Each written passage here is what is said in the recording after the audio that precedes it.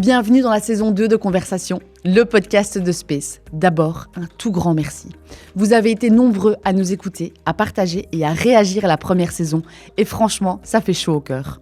Alors on est de retour avec toujours la même envie, tendre le micro à celles et ceux qui façonnent le monde des médias, annonceurs, agences, régies, experts, pour échanger, apprendre et s'inspirer. Parce qu'au fond, c'est ça qui nous anime chez Space. Créer du lien, oser voir plus loin et grandir ensemble. Connect, Dare, Grow. Conversation, le podcast qui connecte le monde du média en toute décontraction. Bienvenue dans ce nouvel épisode de Conversation, le podcast qui donne la parole à celles et ceux qui façonnent le monde des médias. Aujourd'hui, j'ai l'immense plaisir de recevoir un homme animé par ses passions et profondément guidé par ses valeurs. Il n'a jamais eu peur de relever les défis les plus fous avec humilité et conviction. Jonathan Romain, CMO de Bancontact Payconic Company.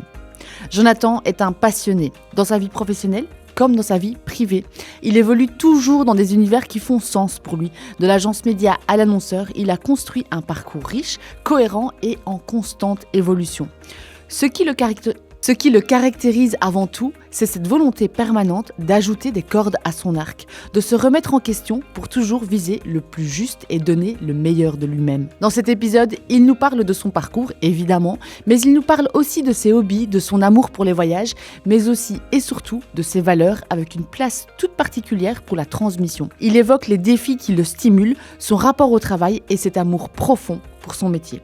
Je n'en dis pas plus et je vous embarque avec moi dans une conversation aussi sincère qu'inspirante. Ce qui le caractérise avant tout, c'est cette volonté permanente d'ajouter des cordes à son arc, de se remettre en question pour toujours viser le plus juste possible et donner le meilleur de lui-même.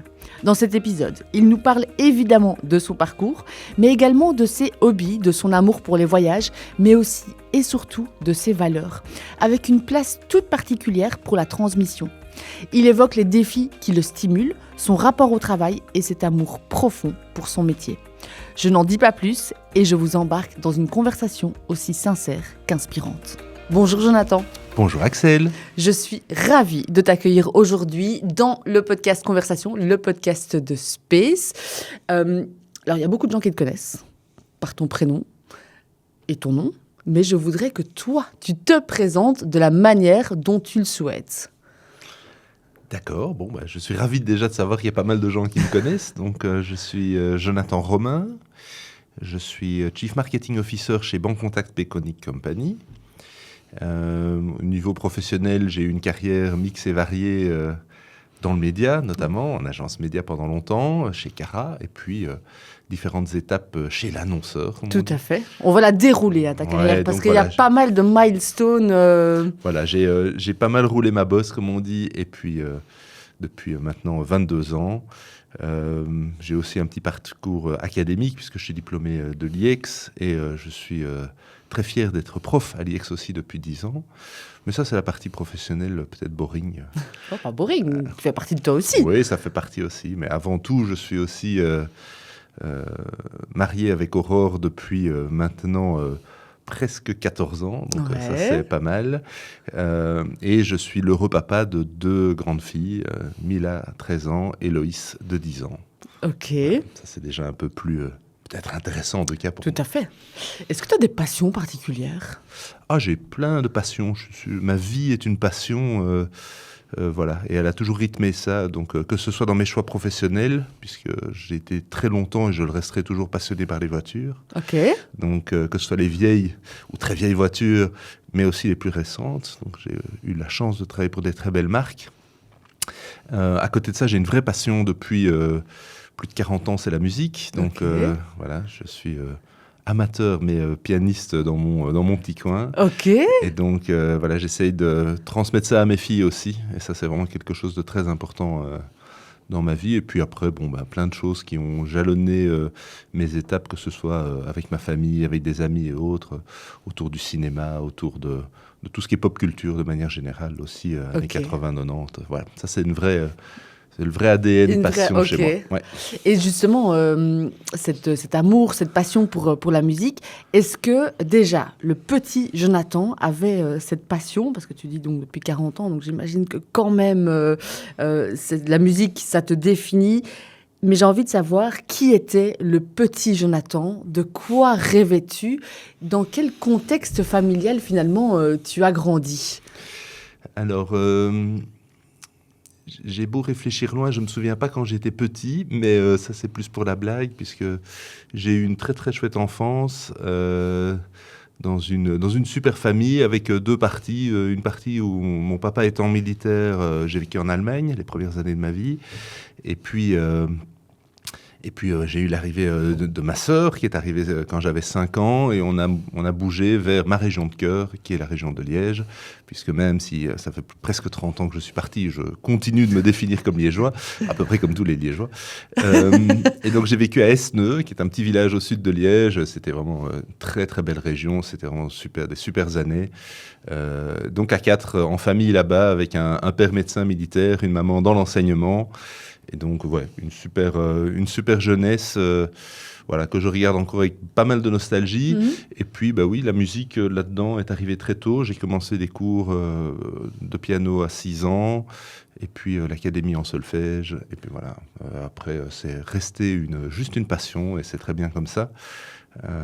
Tu avais un rêve particulier, un métier que tu voulais absolument exercer? Tu voulais être médecin militaire comme papa ou... Non, je voulais pas être médecin, Alors, militaire, ça m'a traversé l'esprit, aussi peut-être étonnant que ça puisse paraître pour les gens qui me connaissent aujourd'hui. Voilà, comme beaucoup de petits gamins, je rêvais de monter dans un avion de chasse.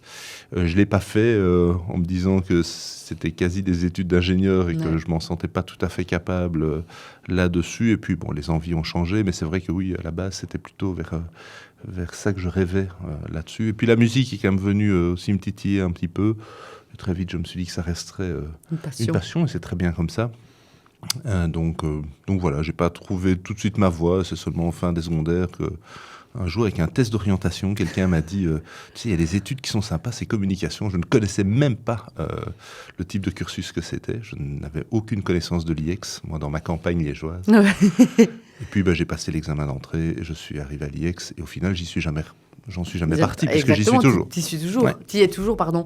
Est-ce que la communication, tu vois, quand tu as fait cet examen, ce test d'orientation, pour ensuite faire un examen d'entrée, mais ce test d'orientation, est-ce que tu te rappelles un petit peu, tu t'es dit, bon, la communication, ok, est-ce que c'était abstrait, ou est-ce que du coup, tout de suite, tu as senti un espèce de match émotionnel avec la com? Mais c'est marrant comme certains rendez-vous définissent ta vie. Tout à fait. Et je conseille vraiment à tous les parents d'ados, et j'en ai une à la maison, de les pousser à faire ça, parce que voilà, je savais plus ou moins vers où je voulais aller. Je savais que ça allait être autour de quelque chose plutôt littéraire. J'aimais, comme je le disais dans l'intro, bien tout ce qui était pop culture. Donc la pub avait une part aussi importante. Voilà, je suis un vieux roublard, hein, donc c'était les années MTV. Donc voilà, on était tout à fait dans l'audiovisuel. C'était quelque chose, le média, qui m'intéressait déjà beaucoup. J'ai beaucoup navigué là-dedans pendant mon adolescence, que ce soit au niveau cinéma, TV, que ce soit la radio. Voilà, j'étais vraiment déjà en fait un gros consommateur. Et vraiment passionné par ça. Donc moi, je passais ma vie à enregistrer des clips, à enregistrer des pubs. Ah oui, c'est marrant, tu faisais ça enfant. Oui, c'était complètement hallucinant. J'avais énormément de copains, mais j'étais aussi quelqu'un qui aimait bien être dans sa bulle, justement, avec sa musique, avec pas mal de choses. Donc voilà, c'était comme ça. Mais pour autant, tu t'étais pas imaginé faire non, de la... Pas du tout. Je savais pas qu'il y avait des métiers derrière ça. Ah oui, c'est ça. Bon, si, à part les présentateurs télé, peut-être. Et justement, du coup, quand on t'a mis cette voix, tu vois, quand on t'a présenté cette voix, qu'est-ce que tu t'es dit? Tu t'es dit génial. Je me suis dit, c'est sympa. Il y avait 2 possibilités. Il y avait l'UNIF à Liège en communication. J'ai été faire une petite visite. Bon, on va dire que les orientations possibles là-dedans m'ont pas trop convaincu. Puis j'ai été voir l'IEX, et je suis rentré à l'IEX en me disant, je vais faire journalisme. Ce que finalement, je n'ai jamais fait. mais voilà, ça, c'était la section qui m'intéressait. Parce que je me suis vraiment dit, en fait, il y a tout un monde, tout un écosystème derrière que je ne connais pas. Alors, autant vous dire qu'à ce moment-là, les agences médias, c'était tout à fait abstrait, pour beaucoup de gens encore, mais là, je ne savais même pas que ça existait. Donc, pour moi, oui, il y avait des agences de pub. Donc, j'ai navigué pendant mes études en me disant, tiens, vers où je vais aller. Et en fait, la pub, c'est très, très vite arrivé comme une évidence, en tout cas dans les sections de l'IEX. Puis j'ai fait un stage comme créa, en fait, en agence de pub d'abord, en étant sûr que je voulais faire de la créa, comme AD, dans une agence qui n'existe plus en Belgique, qui est Young et Rubicam, mais qui était assez connue à l'époque. Et puis au final, par beaucoup de hasard, je suis arrivé dans le monde du média après mon diplôme. Ok. J'ai d'abord envie de te demander, est-ce qu'il y a justement, comme tu es un grand consommateur d'audiovisuel, est-ce qu'il y a une publicité visuelle ou audio qui a marqué ta vie, finalement, dont tu te souviens très clairement? Oh, je me souviens d'énormément de pubs, et puis il y a un événement qui n'existe plus, qui paraît peut-être bizarre aujourd'hui, c'était la nuit des publivores, et j'étais un gros consommateur de ces événements pendant mes études, où j'y allais beaucoup. Donc j'ai eu pendant longtemps pas mal d'archives, même en VHS, je suis vraiment un vieil imbécile, sur les pubs des années 80, les pubs des années 90, donc il y en a énormément. Alors tout ce qui est pub automobile, je trouve ça hallucinant de regarder ce qui se faisait à l'époque. Il faut regarder les vieilles pubs de Fiat, par exemple, dans les années 70, où on jouait complètement sur le côté ultra sportif et le côté vraiment conduite totalement irresponsable. C'est super drôle en fait de regarder ça aujourd'hui. Et puis, c'est toutes les pubs des années 80-90, qui ressortent d'ailleurs toujours dans les rétrospectives un petit peu. Et donc, oui, moi, j'ai été bercé par Raider, par Yop, c'est toutes ces marques qui ont bercé mon enfance. Et ça forme vraiment une mentalité aussi. Je crois que ça forme aussi une connaissance publicitaire qui est intéressante et qui est marrante de partager avec des étudiants qui aujourd'hui ont 21 ans. Oui.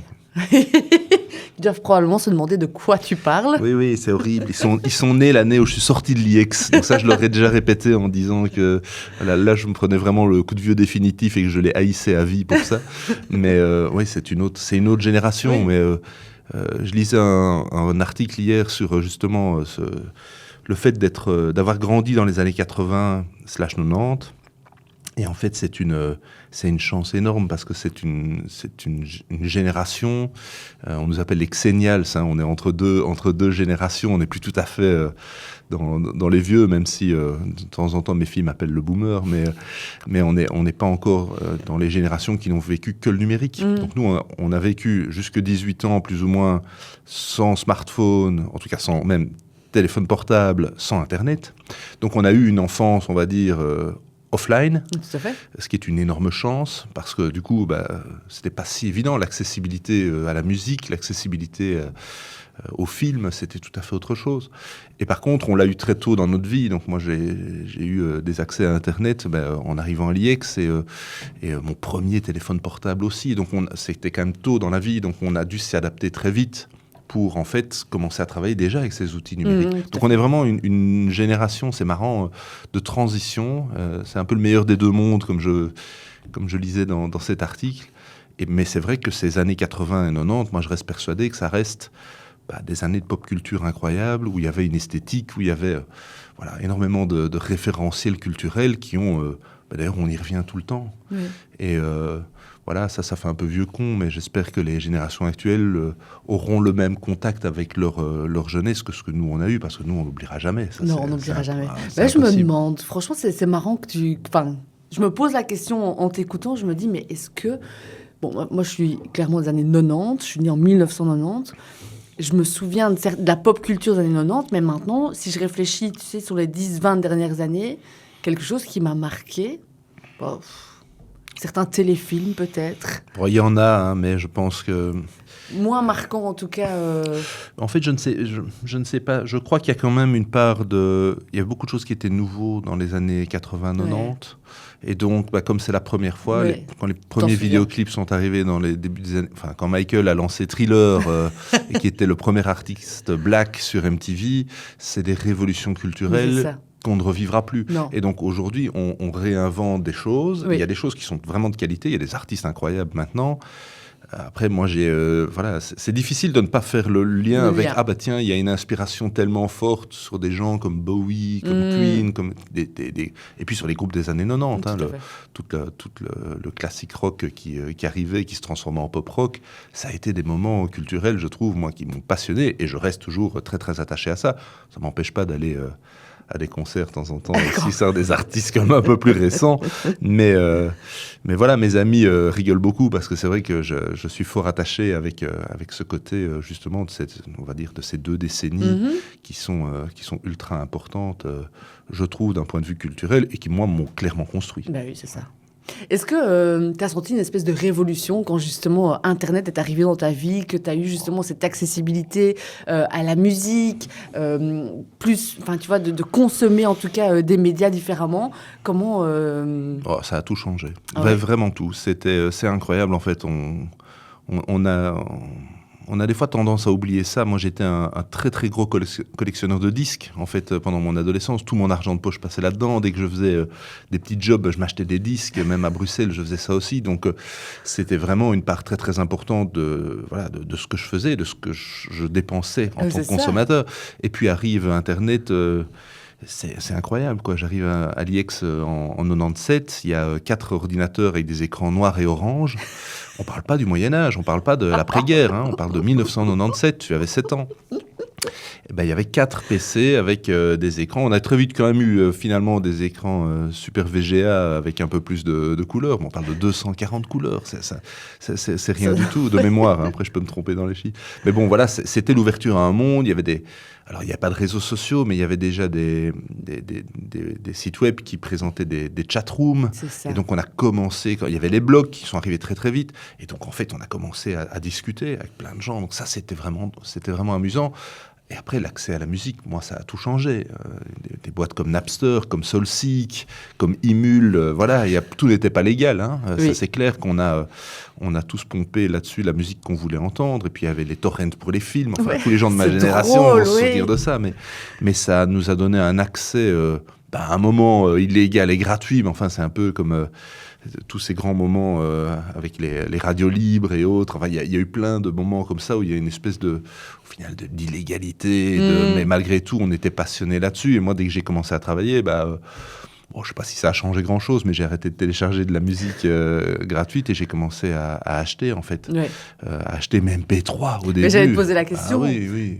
Sur ton MP3, parce qu'on pouvait avoir, je crois que c'était 256 mégabytes. Enfin, tu vois, c'était minuscule. On avait le droit à avoir 2 ou 3 chansons, je crois, max, qu'on pouvait mettre dessus, ou peut-être 10, j'en sais rien.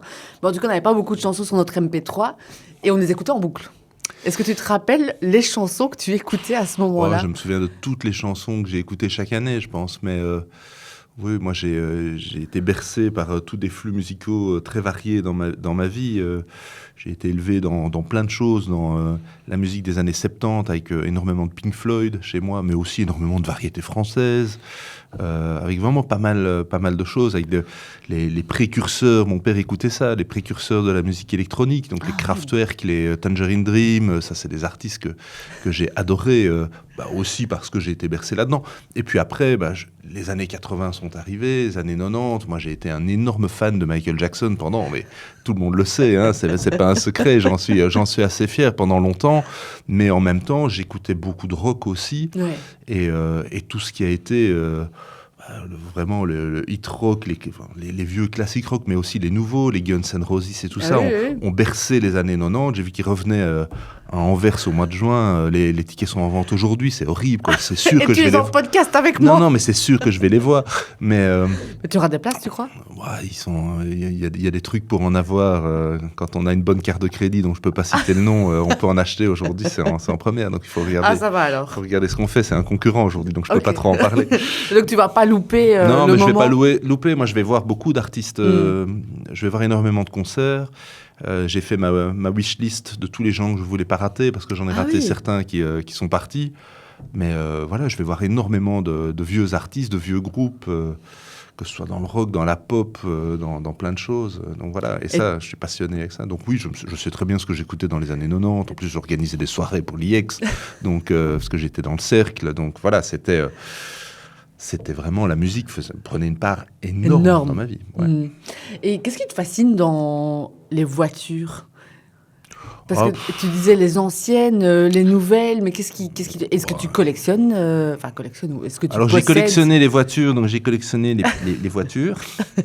Donc j'ai toujours aimé les bagnoles, comme beaucoup de petits gamins. Puis après, c'est vrai que j'avais des petites, on peut faire un peu de pub, des Burago. Il y a personne tout le monde s'en fout que ça s'appelle des Burago, mais c'est des petites voitures de collection des ancêtres quand j'étais petit. Et donc c'est vrai que j'ai commencé à lire pas mal de choses là-dessus. J'avais quelques bouquins étant gamin, donc je me suis vite passionné là-dessus. J'ai été voir quelques musées. Donc j'aimais déjà bien les bagnoles de manière générale. J'avais 2-3 amis ultra passionnés aussi, donc on partageait beaucoup là-dessus. Et puis moi j'ai eu ma première voiture à 26 ans, donc faut pas croire que c'est tombé comme ça du ciel, puisque j'ai été très longtemps piéton. Et j'ai dû attendre d'avoir une voiture de société. Merci les agences médias. À Liège, être piéton, ça devait quand même pas être ouf. Non, Bruxelles, ça passe. À l'époque, là, j'étais en bus, mais après, à Bruxelles, j'ai fait toutes mes études et mes premières années de boulot à pied, et c'était très bien. C'était très bien, ok. Oui, je me suis baladé comme ça. Après, les voitures sont arrivées naturellement, puisque j'ai travaillé chez Cara pendant longtemps, et j'ai eu la chance qu'on me confie un énorme compte qui était BMW Group. Donc, je me suis occupé des campagnes pour BMW et Mini pendant 5 ans, avant de rejoindre BMW. Donc là, j'ai vraiment pris ma dose de voiture en plein. Et j'ai adoré ça. J'ai fait plein de tests de bagnole dans tous les sens. Ah oui, c'est ça. J'étais au contact avec ce monde automobile que j'ai trouvé génial. Et après, avec d'autres marques aussi. Mais donc, j'ai toujours été passionné là-dessus. Je reste toujours passionné maintenant. Que ce soit plutôt de voitures thermiques. J'ai une voiture électrique, mais bon, c'est très bien, il faut le faire, c'est l'évolution naturelle, mais moi, ça m'emmerde. Voilà. Est-ce que tu as une vieille voiture et tu t'amuses à chipoter dessus, à rénover Est-ce que c'est un rêve peut-être que tu as Alors, j'avais pas beaucoup pour tes de rêves. vieux jours? J'avais pas beaucoup de rêves matériels. J'en avais 2, c'était d'avoir un très beau piano et une vieille voiture. Et je suis très content d'avoir pu déjà concrétiser les 2. Ah, super. Donc, j'ai une vieille bagnole qui était très amochée quand je l'ai achetée. Et bon, vu que j'ai 2 mains gauches au niveau mécanique, j'ai confié ces soins, j'ai réparti les réparations pendant plusieurs années pour y arriver, mais à des gens en fait qui savaient quoi faire. Ouais. Donc moi je chipote un peu dessus, mais pas beaucoup. Ok. Mais voilà, là elle est en très bon état et je ne roule pas assez avec malheureusement, mais voilà, c'est quand même super chouette. Bah oui, je m'en doute.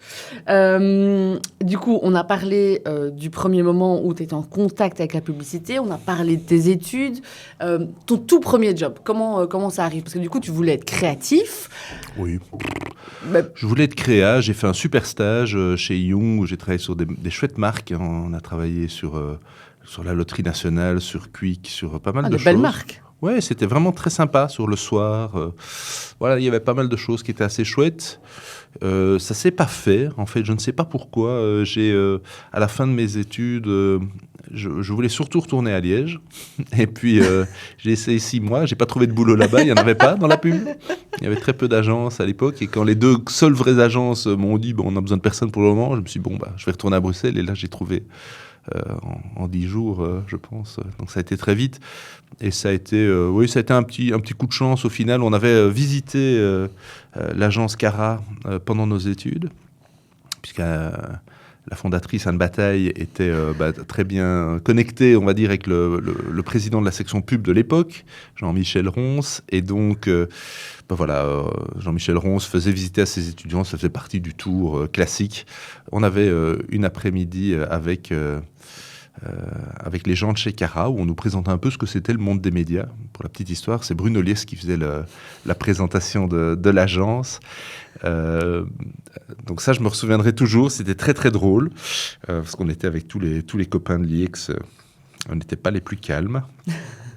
Mais donc j'avais gardé le nom de Cara en tête, et donc quand je suis sorti de l'IEX, j'avais fait ma wishlist de toutes les boîtes dans lesquelles je rêvais de travailler. Il y avait en gros surtout des boîtes de cinéma, un peu de musique, donc quand même. Ouais. Et puis ça c'est la première liste, en gros où est-ce que tu rêves de travailler, chez Warner, chez Sony, chez machin. Et puis vu que ceux-là répondent pas ou répondent va te faire voir, je me suis dit après où est-ce que je vais essayer. Donc là j'ai essayé les agences. Et dans les agences, au milieu de toutes les agences créa, j'ai postulé chez une média qui était Cara et j'ai été pris. Donc, et ça, c'était vraiment très très chouette. Donc je suis arrivé là-bas dans un métier que je connaissais pas en fait. Bah non. J'étais acheteur, ça existait. Bah oui. Acheteur TV à la base, et puis j'ai fait de l'achat TV radio cinéma pendant quelques temps.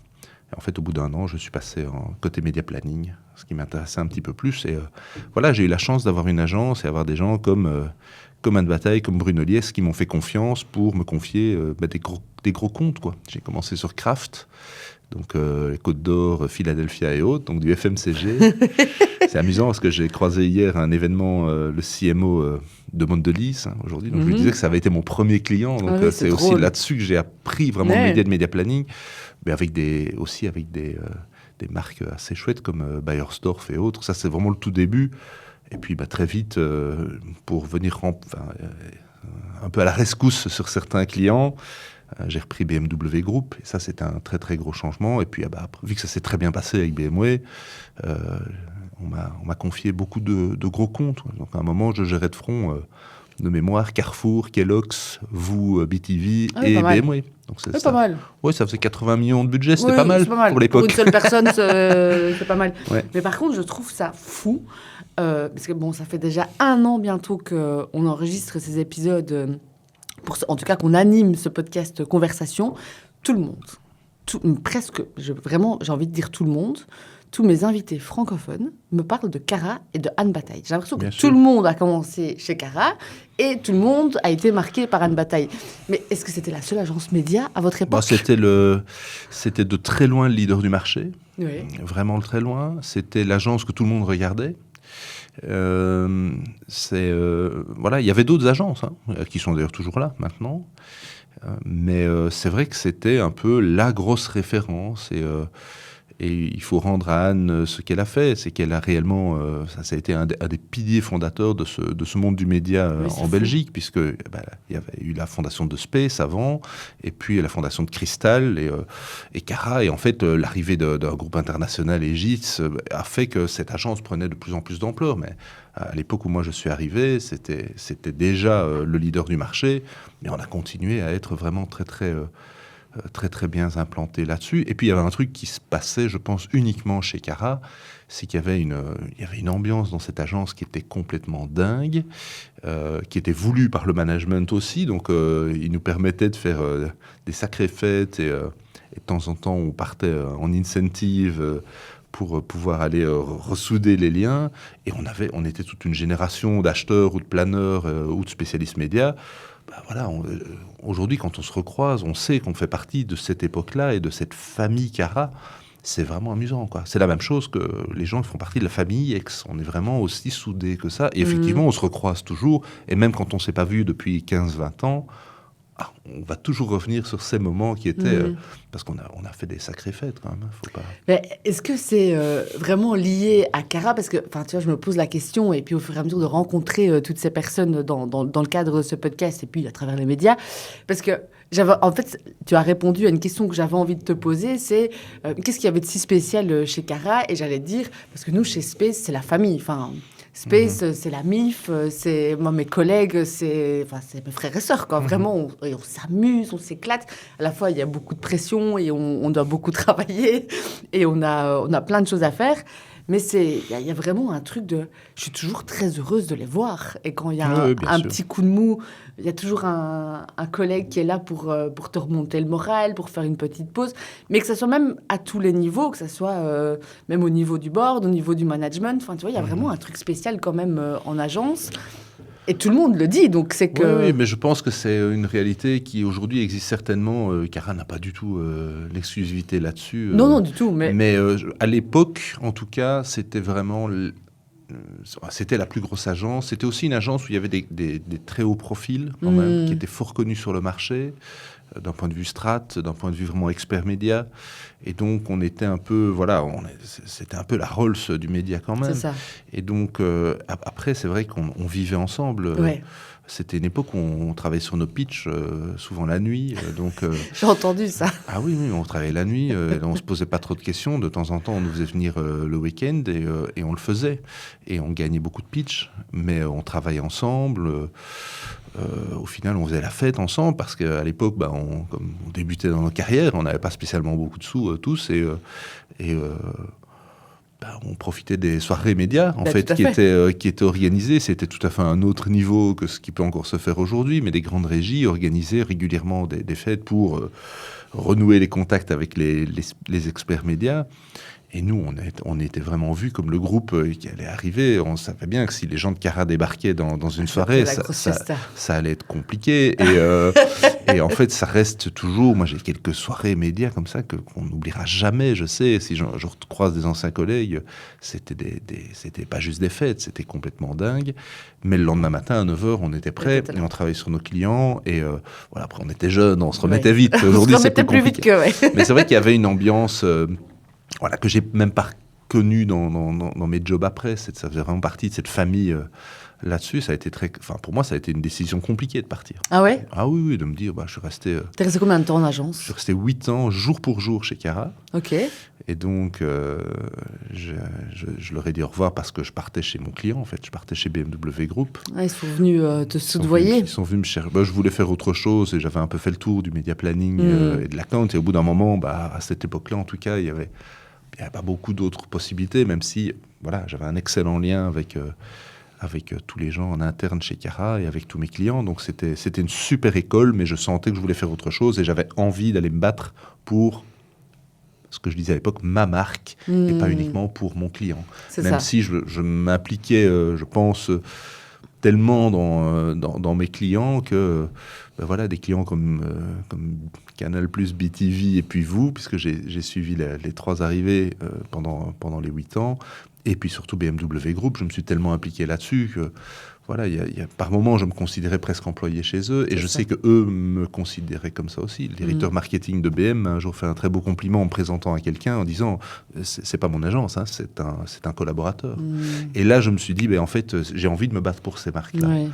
Et donc, et puis c'était une chance, un groupe pareil qui vient de chercher. Une belle opportunité. Oui, c'était super. Le moment idéal aussi pour passer chez l'annonceur, parce qu'au début de carrière en agence, c'est ce qu'on se dit, un jour j'irai chez l'annonceur. C'était aussi un peu ton objectif à un moment donné quand tu as... Au début, pas. Je pensais vraiment faire carrière en agence, moi, et puis... que ce soit média, créa, je savais pas trop. Oui, donc ça s'est mis sur ton chemin. Puis après, passionné, donc je voulais une belle marque. Et donc, je voulais vraiment des marques qui parlent aux gens, qui soient des marques impliquantes, comme moi je parle à mes étudiants. Et donc, ils m'ont appelé pour aller travailler sur Mini. Donc, c'est un rêve de travailler sur une bagnole comme ça et sur une marque aussi importante pour les gens. Quelles sont les valeurs, justement, qui te plaisent dans ces grandes marques ? Moi, c'est la passion. De toute façon, j'ai recroisé quelques anciens du monde automobile hier, qui sont le directeur marketing de BMW, mais aussi le CMO de D'Ieteren. Voilà, et ces gens-là font un boulot, mais en fait, c'est vraiment des marques passion. C'est tellement un achat important pour les gens. Après, il y a le côté... c'est un achat cher, et donc... Mais il y a aussi un côté tout à fait irrationnel. Tout à fait, très émotionnel. Voilà, et toute l'affection que j'ai pour la marque Mini, même si c'est une voiture exceptionnelle, c'est pas très rationnel, en fait, quand on regarde d'un point de vue consommateur. Mais c'est tellement génial comme produit qu'en fait, ça fait partie de notre vie. On est un Mini driver et on a toujours une Mini à la maison maintenant aussi. Voilà, on continuera d'être passionné par ces marques-là. Donc moi, je voulais aller vers ce type de marque. J'avais travaillé sur des marques, je ne vais pas dire qu'on ne peut pas être passionné par le FMCG. Moi, ça m'a moins passionné aussi, même si c'est une très belle école de vie. Et je trouve que une marque comme BTV, quand on a lancé les campagnes de renaming de Canal+ à BTV, c'était quand même incroyable. C'était vraiment des époques dingues, parce que là, on touche au cinéma, on touche aux séries télé, donc moi, ça me parlait énormément. Ouais. Et puis en plus, le client était génial, donc on avait un super lien. Donc c'est vraiment une super étape, l'agence. Moi, je trouve que ça peut ne pas être qu'une étape, on peut faire toute sa carrière. Ah, tout à fait. Et je passe souvent le message à mes étudiants en leur disant, je vous conseille vraiment de faire une étape agence, que ce soit média ou créa ou autre. Mais en tout cas, ça vous ouvre les chakras sur tout ce qui se fait dans le métier. Ça nous apprend quoi, l'agence média ? Ça apprend, au final, ça donne un aperçu déjà de pas mal de secteurs. Oui. Donc de voir s'il y a quelque chose un jour qui nous intéresse ou dans lequel on est meilleur. Ça nous apprend beaucoup de types de métiers. Moi, j'ai commencé à faire de l'achat TV. On on envoyait des bons de commande de réservation de spots qu'on sélectionnait un, par fax aux régies. Quoi. Non, mais bon, j'ai compris comment l'achat fonctionnait là-dessus, puis la radio, puis le cinéma. Et puis au final le média planning et puis l'arrivée du digital et donc on a quand même connu tout ça, l'arrivée du search vraiment de manière massive. Et vous avez connu des grosses révolutions. Nous aujourd'hui on est Bon, je pense qu'il y en a aussi. Après il y a eu le programmatique qui est arrivé, il y a eu pas mal de choses. Toutes les étapes en fait sont importantes. Après maintenant voilà, c'est le buzzword, c'est les AI. On va voir ce que ça va donner comme impact au niveau des agences, mais voilà, j'étais une conférencière là-dessus. Bon, pour le moment, tout le monde en parle. Hein. C'est le sujet qui revient le plus à la bouche de tous les CMO. Ouais. Et puis, en fait, quand on regarde dans le concret, il y a très, très peu de marques et d'entreprises qui les ont déjà complètement intégrées. Et donc, voilà, pour le moment, c'est plus est-ce que ça va arriver ? Est-ce que c'est là ? Qu'est-ce qu'on doit faire ? Voilà, on est un peu dans cette espèce de flou.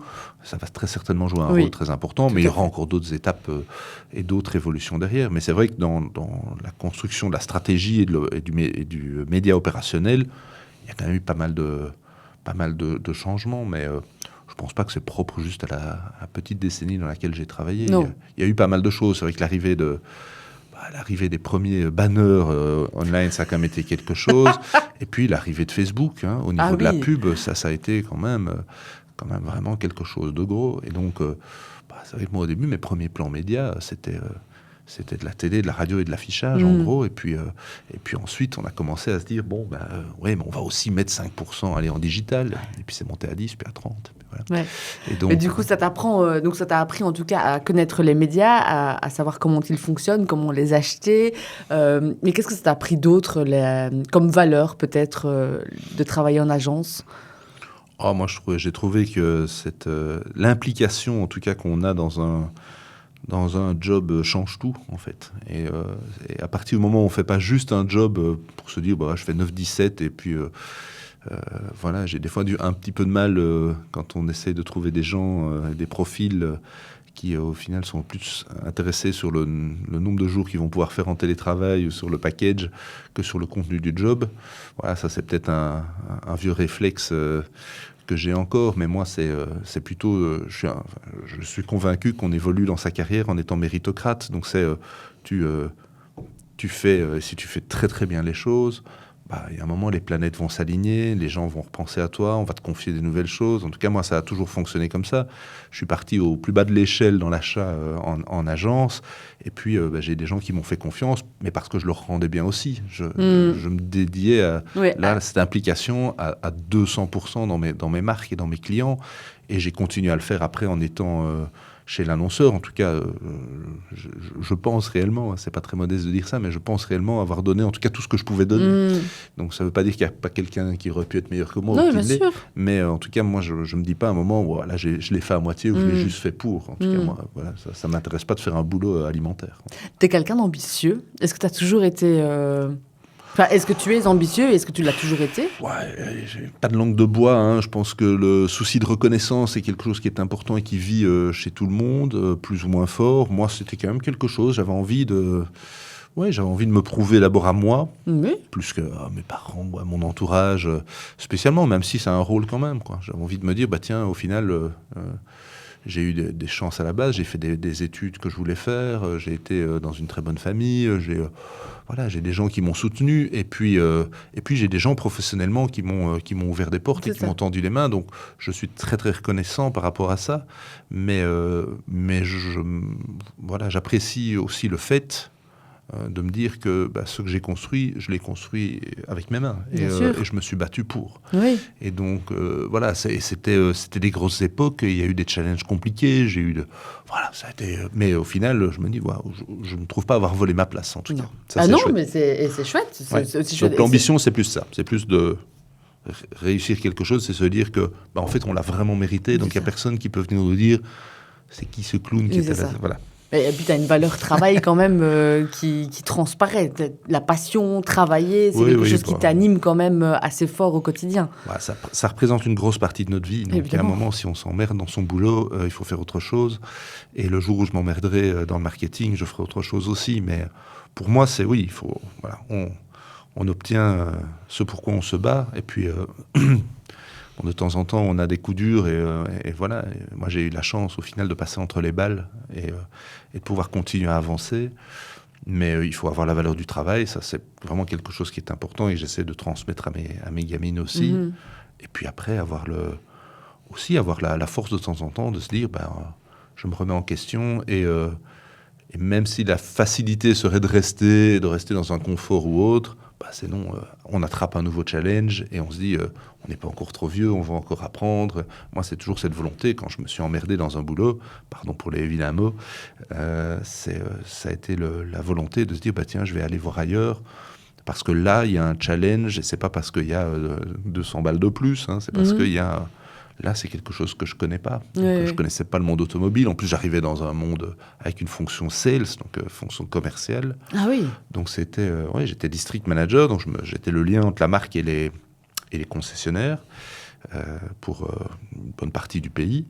Et donc c'était tout à fait autre chose. J'apprenais à gérer un contact commercial entre, on va dire, des entités, mais qui sont des entreprises indépendantes, et un importateur de voitures. En tout cas une entité mère assez puissante, avec une très chouette marque comme Mini. Donc c'était tout à fait autre chose que du média. Donc je faisais vaguement... j'ai aidé un petit peu quand je pouvais mes collègues au niveau marketing, mais il y avait des gens qui faisaient vraiment du marketing chez Mini et ce n'était pas moi. Donc moi j'étais vraiment en sales, donc je me suis dit tiens, je vais aller apprendre ça, je vais mettre une corde à mon arc en plus. Et ça je me suis vraiment dit c'est bien. Et au bout d'un moment je me suis dit en fait cette corde c'était génial, j'ai bien appris, mais je veux faire du marketing. Mais c'est pas grave, j'ai gardé cette corde-là. Et cette corde m'a permis d'avoir d'autres... Donc je pense que tout ce qu'on apprend nous permet vraiment de... Mais il faut étendre son scope au maximum, parce que sinon on devient trop spécialisé. Et aujourd'hui, on va être remplacé par un ordi qui va nous le faire. Donc l'AI va débarquer. Si on est trop spécialisé... La force des gens, c'est aussi de pouvoir se dire, tiens, en fait, moi j'ai touché, j'ai une expérience un peu variée. Est-ce que ça repoussera un peu l'échéance? On verra bien. Et comment t'es arrivé chez Peconic Bancontact? Alors ça a été, il y a eu plusieurs étapes dans ma carrière, donc j'ai fait un peu d'automobile. Parce que tu n'avais pas une passion Peconic Bancontact à la base. Non, mais c'est, en fait, ça illustre un petit peu ce que je viens de dire. C'est qu'après avoir fait quand même longtemps de l'automobile, donc 5 ans, travaillé sur des clients automobiles en agence, puis 4 ans chez BMW Group Mini, puis j'ai fait un passage quelques années chez Fiat Chrysler Automobile, qui maintenant s'appelle Stellantis. Donc là, j'ai fait du digital marketing. À l'époque, j'ai eu la chance d'ouvrir ce rôle qui n'existait pas chez eux. Et puis, j'ai repris la coordination des marques au niveau marketing, et pour les marques italiennes et Jeep au niveau Amérique.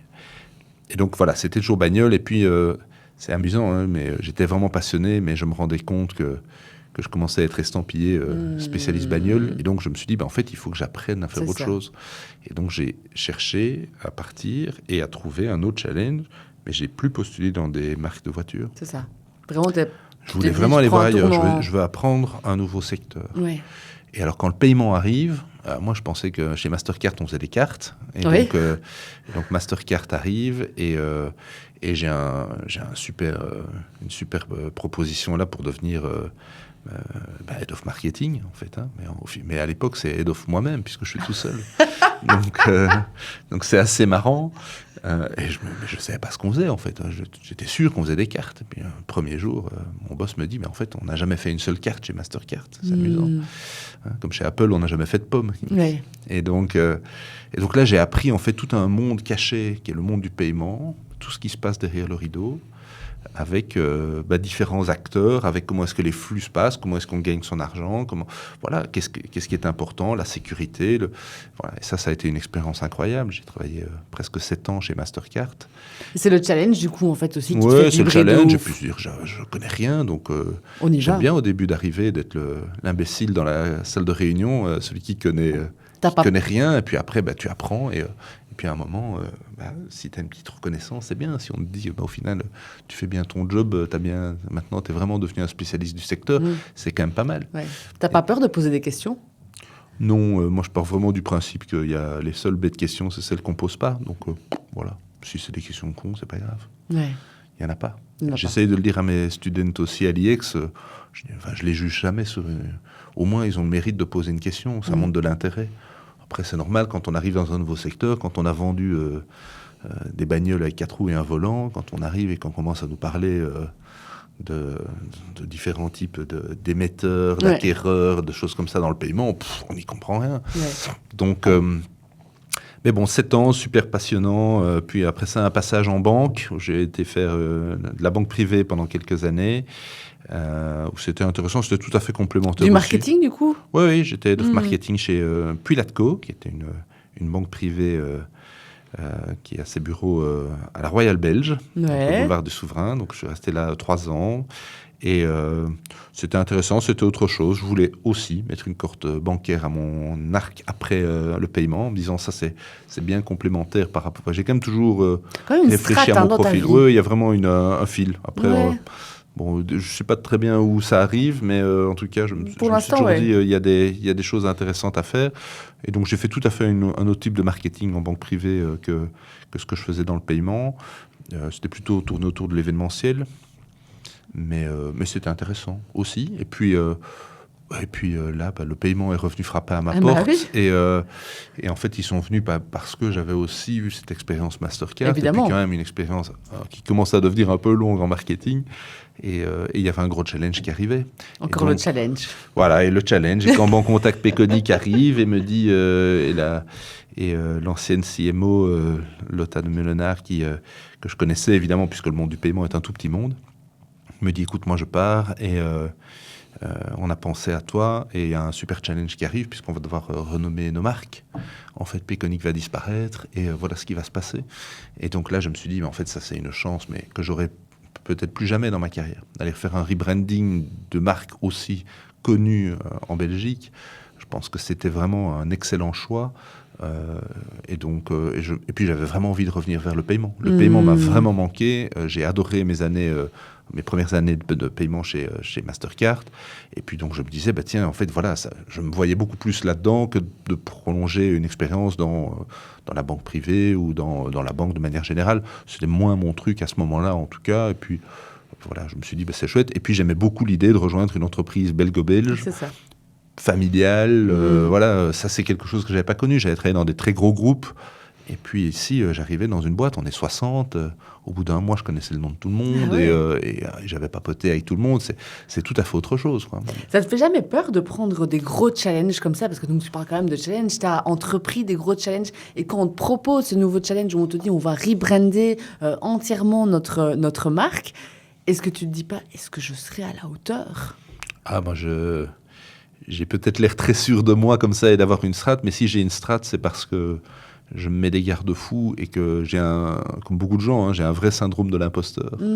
Et donc, je me dis plutôt, je vais me prouver en fait que... Je sais que je me mets en difficulté, mais je vais plutôt me battre et travailler pour me prouver aussi à moi qu'en fait, oui, j'ai réussi à le faire. Quoi. Et donc, oui, quand il y a un challenge comme ça, je trouve ça chouette. Après, est-ce que je continuerai à faire des challenges pendant encore 20 ans, ça on verra bien. Mais en tout cas, ici, je me suis dit, c'est une chance géniale. Voilà, c'est un secteur que je connais assez bien. C'est une boîte qui a l'air super.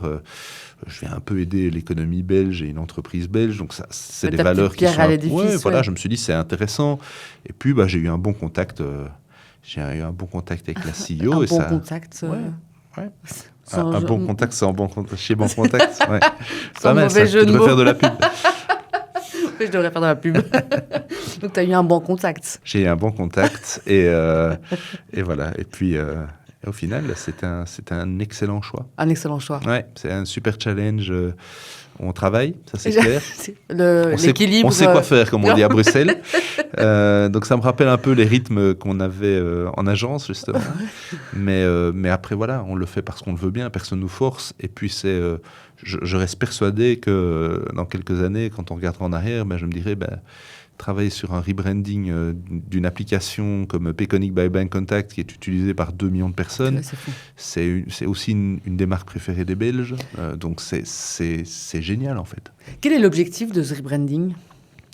Alors l'objectif de ce rebranding, il est multiple. Au final, on a dû s'adapter à une situation. Donc tout l'écosystème était en train de changer puisque la marque Peconic devait disparaître. Elle n'appartenait pas à l'entreprise Bancontact Peconic Company qui était en Belgique.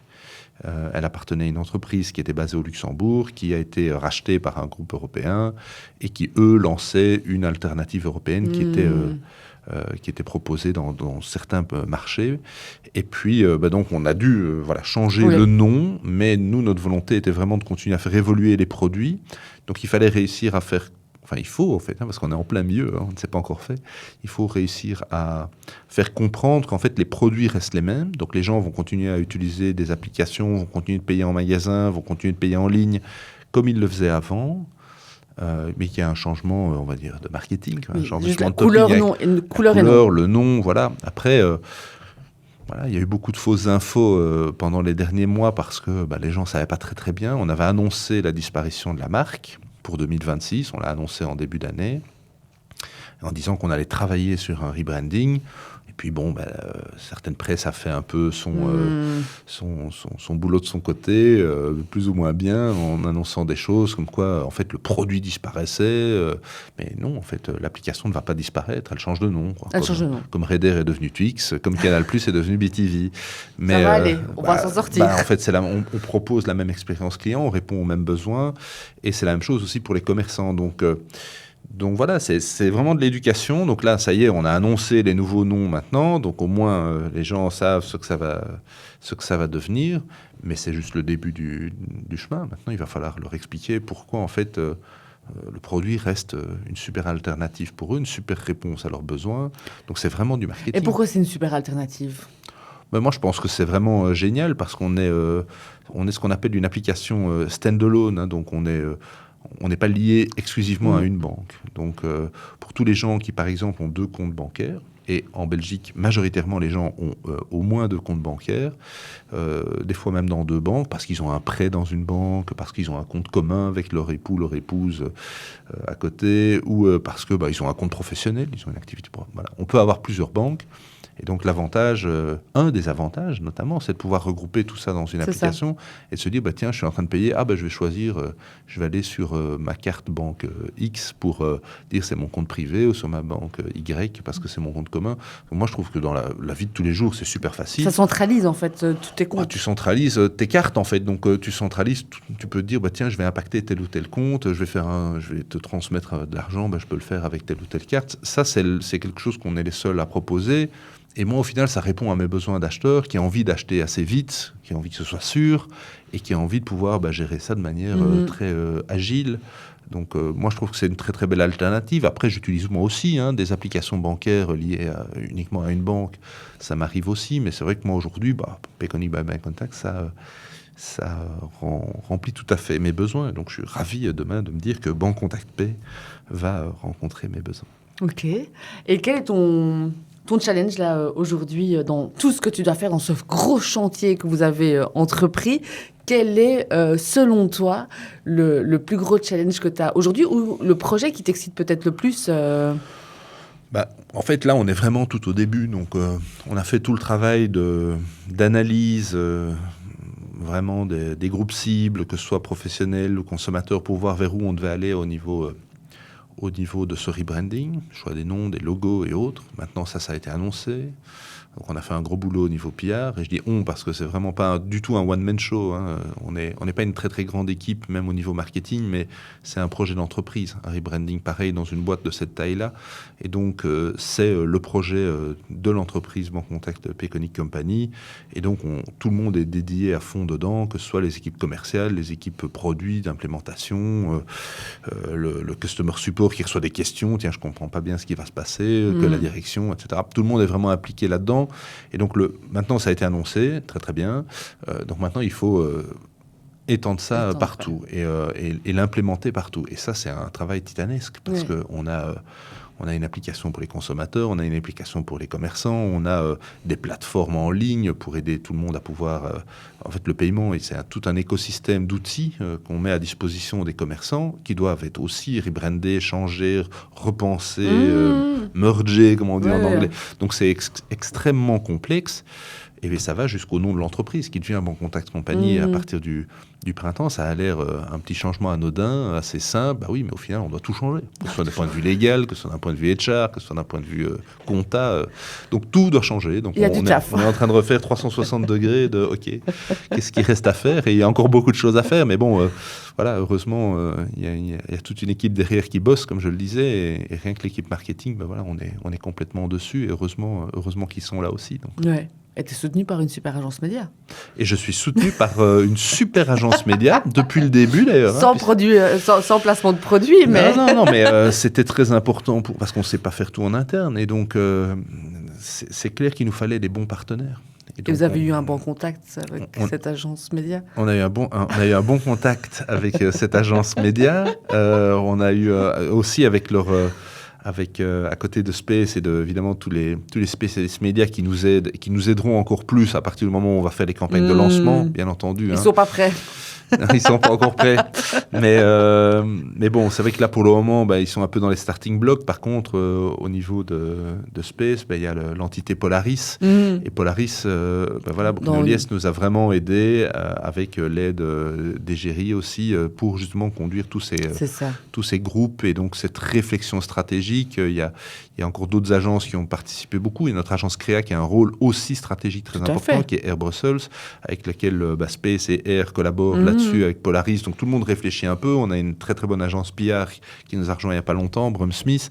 Et donc voilà, je fais un peu de product placement pour tous ces gens-là, mais c'est des gens qui... Ils le méritent, big up à eux. C'est des gens qui le méritent parce que voilà, c'est au final un vrai projet. Je pense qu'eux aussi, j'espère un jour, ils se diront, tiens, on a participé au rebranding de Payconic vers Bon Contact Pay. Comme moi, je me dis, tiens, je me souviens de l'époque où j'ai fait Canal+, BTV.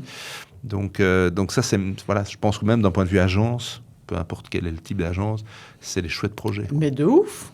À fond que c'est un chouette projet, évidemment, et on est hyper fiers. Après, je ne suis pas moi-même l'account sur le compte, mais on est très fiers, et j'entends toujours mes collègues en parler. Il y a de l'excitation, il y a des choses qui se passent. Donc, c'est vrai, c'est bien. C'est bien. Elle est partagée, l'excitation, par tout le monde, et ça, je pense que quand on aura réellement rendu effectif le rebranding qu'on vient d'annoncer pour le printemps, je pense que là, après, on pourra vraiment se dire qu'on a vécu un petit moment... et il faut remettre les choses à plat. C'est pas non plus... On n'est pas en train de sauver des vies, comme je dis souvent. Mais dans l'histoire d'une marque et d'une entreprise, c'est un vrai momentum. Ouais. Tout à fait. Et du coup, comment tu gères vie privée, vie pro avec tout ça? Parce que je pense que, du coup, ta femme est aussi dans le marketing. J'ai mon nom verbal qui parle. Non, écoute, en fait, ça se passe très bien. Alors, on est deux vieux marketeers. Hein, donc, pour la petite histoire, on s'est rencontrés chez Cara. Donc, ah oui. Donc voilà, pour t'expliquer à quel point, et on est loin d'être le seul couple de cette époque-là, parce qu'on vivait ensemble, on a appris notre métier ensemble, et donc au final, nous, on s'est rencontrés là, et ça fait très longtemps qu'on navigue tous les deux avec nos carrières en parallèle. Elle fait une magnifique carrière chez Walt Disney Pictures. Ça, c'est quand même un peu le rêve. Tu sais que je pense que j'ai rencontré une fois ta femme, je crois que je travaillais en régie, je pense, et j'avais été... Mais je l'ai regardée avec des étoiles dans les yeux. Je me disais, waouh, c'est un truc de dingue. Oui, c'est incroyable. Les gens ne savent pas qu'il y a un bureau en Belgique. Ils pensent toujours qu'elle travaille pour le parc, ce qui n'est pas le cas. Donc elle s'occupe vraiment de tous les lancements le côté Head of Digital, donc au niveau Benelux, donc c'est une très très belle fonction, mais de tous les lancements des films, Disney+ et autres, donc en gros tout sauf le parc. Voilà. Il y a des collègues qui s'occupent du parc, et donc voilà, mais c'est une très chouette boîte. Alors ça fait rêver, effectivement. Je ne crois pas avoir postulé chez Walt Disney à l'époque quand je suis sorti de l'IEX où j'ai fait mes boîtes de rêve, mais ça aurait pu. En fait, je ne savais pas qu'ils avaient un bureau ici, sinon je l'aurais certainement fait. Tout le monde rêve de travailler chez Disney. Oui, tout le monde rêve. Moins de gens rêvent de travailler dans le paiement, c'est étonnant. Hein. Donc, bizarrement. Quand mes filles disent ce que leurs parents font, souvent les enfants s'arrêtent, même les parents, tout le monde dit tu travailles chez Disney, c'est incroyable. Donc voilà, mais elle le mérite aussi, elle ne l'a pas volé, elle a travaillé longtemps dans la cellule digitale de chez Cara, chez Isobar à l'époque, et puis elle a été reprise par son client, un peu le même parcours que moi, et elle par contre elle est très très fidèle puisque ça fait 12 ans qu'elle est vraiment spécialisée en digital marketing chez Walt Disney Pictures. Donc, c'est une très, très belle carrière. Donc, on a dû apprendre parce qu'on a beaucoup voyagé tous les deux. Vous voyagez beaucoup pour votre travail? Pour nos boulots, oui. Ouais. Donc voilà, il faut s'organiser avec deux princesses à la maison en plus. Ça prend un peu d'organisation. Bah oui. On a des familles qui nous aident. Mhm. Et puis on s'arrange entre nous. Et en fait, ça a toujours fonctionné comme ça. Puis bon, le Covid, le télétravail, ces genres de choses ont permis une certaine flexibilité aussi aujourd'hui de s'arranger. Et bon, on vit à 400 à l'heure. On a 200 projets en permanence tout le temps, que ce soit privé, professionnel et tout. Donc on ne se pose jamais, ça c'est sûr. Mais au final, c'est peut-être ça qui nous fait avancer aussi. Mais tout à fait. Et dans votre vie privée, dans votre vie familiale, quelle est votre passion commune? Qu'est-ce que vous aimez bien faire tous ensemble? Tous ensemble à 4, tu veux dire? Bah, écoute, je pense qu'on a partagé nos passions avec nos filles. Donc, moi, j'ai déjà parlé un peu des miennes. Mon épouse a d'autres passions. On en partage pas mal. Hein. Le cinéma est vraiment une passion. Donc, c'est quelque chose qui a une place très importante. Bah, évidemment, c'est son boulot, mais pas que. C'est vraiment un boulot passion. Ça, c'est vraiment quelque chose qu'on partage très, très fort et qu'on transmet avec nos filles. Puis, alors, il y a les voyages. Et donc, on a été...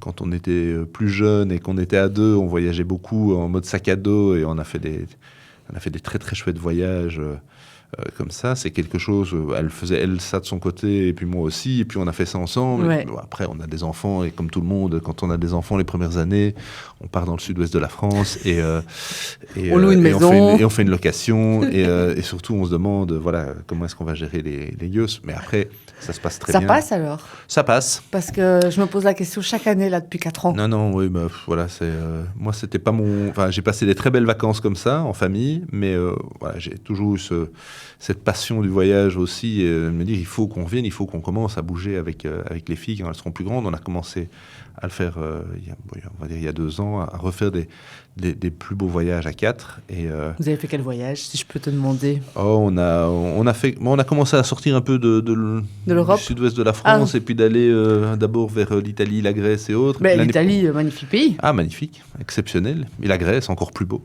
Ah. Et donc on a fait, on a pas mal bougé là-dessus. Et puis on a fait l'année passée un premier grand. On est parti côte ouest américaine. Oh, génial. Donc, voilà, mon épouse a de la famille là-bas, donc on a profité pour aller rendre visite. Et puis voilà, avec les filles, c'était incroyable. C'était un très grand voyage, loin, tout à fait autre chose, avec une culture qui, déjà, en tant que pré-ado, les fait un peu rêver. Sans blague. On sortait de leur avoir montré Friends, et puis après, bon, c'est pas New York, mais bon, c'était la côte ouest. Et donc, arriver à Hollywood, c'était quand même quelque chose. Ah oui. Et donc là, c'était une des étapes qu'on voulait faire avec elle. Maintenant, il y a... Voilà, je pense qu'on va faire d'autres projets, peut-être pour repartir. Ça y est, là, Saint-Nicolas, et qu'elles sont grandes et qu'elles n'y croient plus, va leur apporter des sacs à dos. Et donc on va partir. On repart dans les îles grecques l'année prochaine, mais je pense que dans les prochaines années, on va essayer de les emmener une fois en Asie. On va essayer de voir si on va en Afrique pour leur ouvrir aussi les chakras. Tout à fait. Et leur transmettre cette passion qui est vraiment la nôtre à tous les deux. Et donc... c'est vraiment un pilier important le voyage, de qui on est. Ouais. Et en tant que papa, ça t'a fait quoi de... Tu vois, quand tu as vu les étoiles dans leurs yeux, quand tu leur as fait découvrir les étoiles Hollywood, qu'est-ce que ça te... C'est génial. La transmission, c'est incroyable. Ça, c'est vraiment génial. Maintenant... Voilà, moi, c'était... en plus, c'était une destination que j'avais faite, moi, avec mes parents, il y a très longtemps. Et donc, c'est marrant de se dire, au final, tu vas leur faire vivre, tu vas aller leur montrer les choses que toi, tu as vraiment bien aimées, que ce soit des villes comme San Francisco ou autres, ou les grands parcs. On a vraiment beaucoup bougé. Et donc ça, c'était génial de leur voir... de les voir vraiment à ce point-là passionnés. On a un album photo, c'est le seul qu'on regarde encore, c'est ce voyage-là. Jamais ceux du sud-ouest de la France, même si c'était très bien.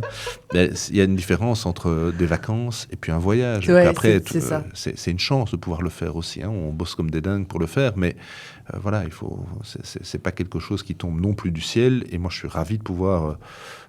transmettre ça et de me dire en fait elles vont continuer à voyager aussi, à découvrir d'autres destinations, mais il y a certaines que je veux faire avec elles et puis certaines que je veux découvrir avec elles, pas faire que des... Mais voilà, moi c'est vraiment la transmission, que ce soit au niveau du voyage, de la musique, des moments partagés autour d'une série télé, ça reste ce côté transmission que tous les parents ont, mais on se dit un petit peu, tiens, au moins il y a une partie de ce qu'on a aimé qui va rester chez eux. Ça, c'est chouette. Oui. Et attends, je vais reprendre mes petites questions parce que quand même, j'ai quelques petites questions signatures du podcast pour le terminer. Quelles sont les personnes... Alors, j'imagine... Enfin, je vais rien dire. On va voir si j'avais raison, pas mon intuition. Quelles sont les personnes ou les personnalités qui t'inspirent aujourd'hui? Alors, ça peut être effectivement dans le monde de la pub, mais aussi pas du tout. Ok, c'est bien. Là, au moins, les auditeurs comprendront que c'était tout à fait de l'impro et que j'ai vu aucune des questions à l'avance. Mais je couperai ce moment de réflexion, t'inquiète. Ça va être hyper fluide. Ça dépend un petit peu. Dans le monde de la pub, en toute franchise, je pense qu'on fait un super métier. Moi, j'ai plein de gens qui m'inspirent, que ce soit dans les vieux marketeers que je reprends comme référence dans mes cours et autres, mais après, ça reste quand même une part de notre monde. Oui. Et c'est vrai qu'aujourd'hui, en 2025, c'est un peu bizarre pour moi de devoir aller dire, tiens...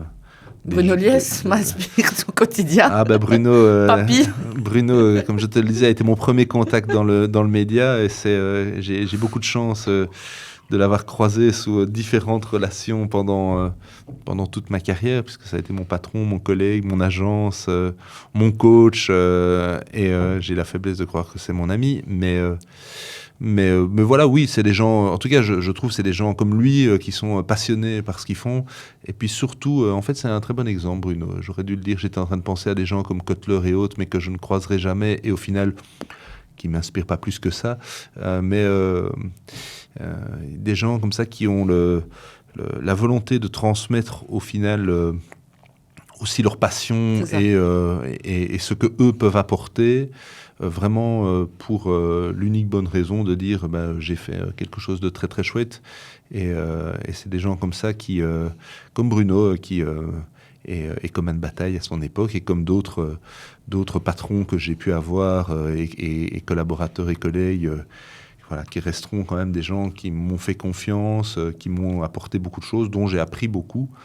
Et je trouve que quand c'est fait vraiment pour la beauté de l'art ou pour l'amitié, c'est encore mieux. Et donc, Bruno m'a dit, ça je lui rends encore hommage, il m'a dit un truc très chouette après m'avoir vraiment aidé au niveau coaching sur une étape de ma carrière.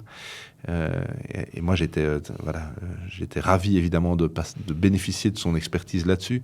Il m'a dit une phrase que je trouve vraiment très intéressante. Il m'a dit, écoute, la seule chose que je te demande en retour, c'est un jour tu feras la même chose. Et ça, c'est quand même pas mal. Comme valeur humaine. C'est beau. Ouais, je trouve que c'est quand on connaît un peu. Ah oui. Quand on connaît un peu l'animal, on se dit en fait il y a un cœur. Hein. Il y a quelque chose sous la carapace. Et c'est quelque chose que voilà, je garderai en tête. Ah, très beau. Ça me touche. Vraiment, c'est chouette. Salut Bruno. Ouais. Si tu pouvais déjeuner avec quelqu'un, alors cette personne peut être encore vivante ou non, avec qui aimerais-tu déjeuner? J'espère qu'il ou elle verront cette vidéo, ce podcast. Là, vraiment, si c'est ma wish list, il y a quand même des gens où je me dis... je voulais vraiment rencontrer certaines personnes. J'ai eu la chance d'en rencontrer quelques-unes dans ma vie. C'était un rêve de croiser Bertrand Piccard. Et donc, j'ai eu la chance de pouvoir l'inviter à un événement pour une de mes anciennes entreprises. Et donc, j'ai eu un moment avec lui. J'ai pas déjeuné avec lui, mais j'ai eu une demi-heure avec lui. Et ça, c'était vraiment exceptionnel. C'est vraiment quelqu'un que je voulais... absolument croiser un jour et voilà. Qu'est-ce que tu dis à quelqu'un tu vois quelqu'un que tu as très envie de croiser, tu vois quelqu'un qui t'inspire pour plein de raisons. Quand ce truc se réalise, que tu rencontres cette personne, qu'est-ce que tu lui dis? Moi, en tout cas, j'ai pas fait le fan, mais je pense qu'à ce moment-là, c'est plutôt de se dire, tiens. Moi, j'ai remercié cette personne d'être venue, et puis j'ai montré ma gratitude, et puis en fait, on a parlé de choses extrêmement pratiques par rapport justement à un des projets qu'il avait, et j'ai trouvé ça très intéressant d'avoir juste un petit moment de discussion, un petit moment de vie en fait avec cette personne-là, plus que de dire, de commencer, quelles sont les 4 questions que je dois lui poser. C'est voilà, de me dire, tiens, il il y a eu ça qui s'est passé à ce moment-là. Je me dis, voilà, quand je le recroise, je me dis, quand je le revois dans les médias, je me dis, tiens, j'ai quand même cette petite discussion-là. Voilà, ça, c'est des petits moments, voilà, sans faire le fan. Maintenant, si je devais pouvoir manger avec plein de gens, je pense qu'il y a, voilà, si je devais choisir mon président américain, c'est peut-être pas avec l'actuel que j'irais manger, mais pouvoir un jour échanger avec Barack Obama, ce serait quand même vraiment quelque chose. Je pense que dans les personnalités, d'un point de vue global et politique, ça c'est vraiment quelqu'un qui m'intéresse beaucoup et qui est très inspirant. Donc, il a marqué le monde aussi. Ce serait une chance de pouvoir parler avec. Et puis après, au niveau musical, il y a encore pas mal d'artistes. J'allais dire, là, la liste est longue à mon avis. Il y a encore pas mal d'artistes qui sont, même s'ils vieillissent un peu, que je pourrais croiser. Voilà, il y en a pas mal qui sont partis, mais si je pouvais aller avoir un petit moment avec David Gilmour de Pink Floyd, ça, ce serait génial. T'essayes de rencontrer tous ces artistes quand tu vas les voir en concert? Est-ce que t'essayes d'une manière ou d'une autre de faire le groupie? Pas spécialement, mais de les croiser, d'avoir... Écoute, pas spécialement. J'achète pas des places pour aller au Comic-Con voir les artistes, les acteurs. Pourtant, je pourrais avoir envie de voir. Voilà, j'en ai croisé quelques-uns des artistes dans ma vie, aussi grâce à certaines régies, grâce à des opportunités boulot. J'ai eu la chance de croiser quand même pas mal de joueurs de tennis et joueuses de tennis vraiment mondiales. Sur des tournois comme Roland-Garros et autres. Et ça reste des moments incroyables. Sans blague. Voilà, j'ai eu la chance de faire, pas un podcast, mais d'interviewer Justine pendant presque 45 minutes. Et donc ça, c'était vraiment quelqu'un que je voulais absolument rencontrer. Ah oui. Et donc là, par contre, j'étais complètement fan. Je pense qu'elle l'a compris très, très vite. Et elle m'a dit, tiens, c'est marrant, t'as pas besoin d'avoir tes fiches, t'as l'air de bien connaître. Je dis, oui, là, je connais très, très bien. Et, c'est mon terrain de jeu ici. C'est mon terrain de jeu. Et donc, oui, en tennis, j'ai eu la chance de voir pas mal de grands joueurs et autres. Ça, je trouve ça très chouette quand les choses se font comme ça. Mais je ne cherche pas spécialement à les voir, rencontrer. Je préfère aller les écouter, faire de la musique. Au final, je ne sais pas très bien ce que j'irais raconter à Brian Johnson. Même pourtant, j'ai adoré aller voir AC/DC. Donc. Ok. Bon, mais du coup, on a parlé un peu des objectifs, en tout cas des projets qui te tiennent à cœur, c'est de voyager. Et c'est marrant ce que tu as dit, et ça me marque. Tu as dit, mais il y a prendre des vacances et voyager, c'est deux choses différentes. Et donc, voyager, c'est un véritable projet, en fait. Oui, il y a plus d'implications. Hein. Oui, il y a plus d'implications. Ça prend plus de temps, à préparer, ça coûte plus d'argent. Et puis, il y a une dimension émotionnelle différente. Voilà. Tout à fait. Je pense que c'est la même chose qu'entre un boulot alimentaire et un boulot passion. C'est que c'est assez facile de louer un Airbnb et de se dire on part une semaine et autres. Et je l'ai fait et je continuerai peut-être à le faire encore dans certains cas. Et c'est très bien. Mais l'implication personnelle est moins grande que se dire je vais aller montrer à mes filles la Thaïlande parce qu'on y a été plusieurs fois et que c'est un pays qu'on adore. Et de se dire tiens, voilà les endroits où on veut aller leur raconter aussi comment on l'a vécu quand on y était. Voilà, il y a une autre dimension émotionnelle qui est plus forte, qui est la même en fait que celle quand on dédie de la passion à un boulot ou quand on le fait juste pour... parce qu'il faut manger. Je suis bien d'accord. Est-ce qu'il y a quelque chose que tu voudrais encore dire? Sans question? Sans question. Il faut que tu me trouves une question. Alors, alors j'ai des questions. J'en ai plein. C'est mon métier passion, c'est ça. C'est le podcast. Ça, c'est vraiment mon métier passion. Donc des questions, t'inquiète, j'en ai plein. Du coup, est-ce qu'il y a un livre ou un podcast que tu pourrais nous conseiller? Là, tu m'as eu. Écoute... je vais pas te donner un nom comme ça, j'essaierai plutôt de vous dire d'être ouvert, que ce soit dans votre carrière ou dans ce que vous consommez comme musique, comme film ou autre, à pas mal de choses. Et après, on reste passionné par certaines choses. Moi, c'est un peu mon cas. Mais voilà, je suis un ancien très très gros lecteur, je lis encore un peu, mais j'ai pas beaucoup de temps pour le moment, sinon je suis plutôt passionné de BD à la base et assez gros collectionneur aussi. T'aimes bien tu collectionnes? Oui, moi je suis un collectionneur, c'est l'enfer chez moi. Je l'ai dit, il y a du brol partout. Il y a du brol partout, j'ai plus de place, du coup j'achète plus rien maintenant, j'essaie de revendre, parce que j'ai entre quelques milliers de disques et quelques milliers de BD, c'est monstrueux.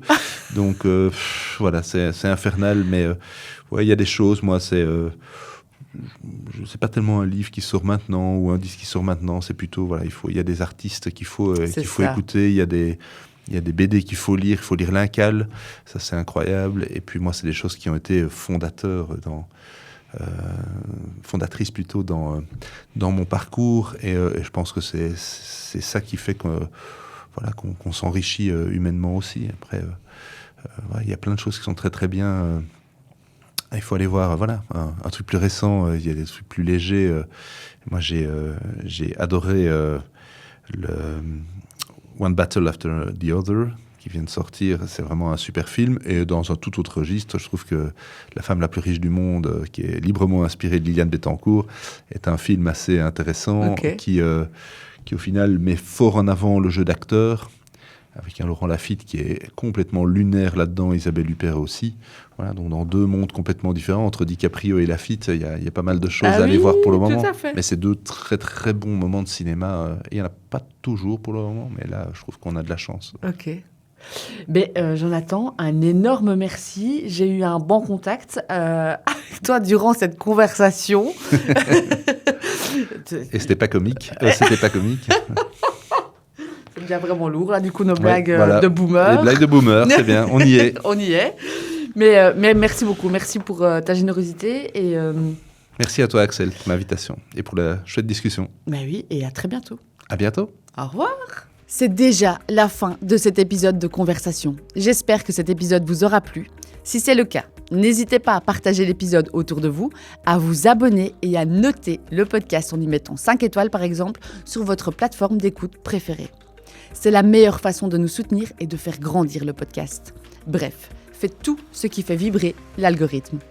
Conversation, le podcast qui connecte le monde du média en toute décontraction.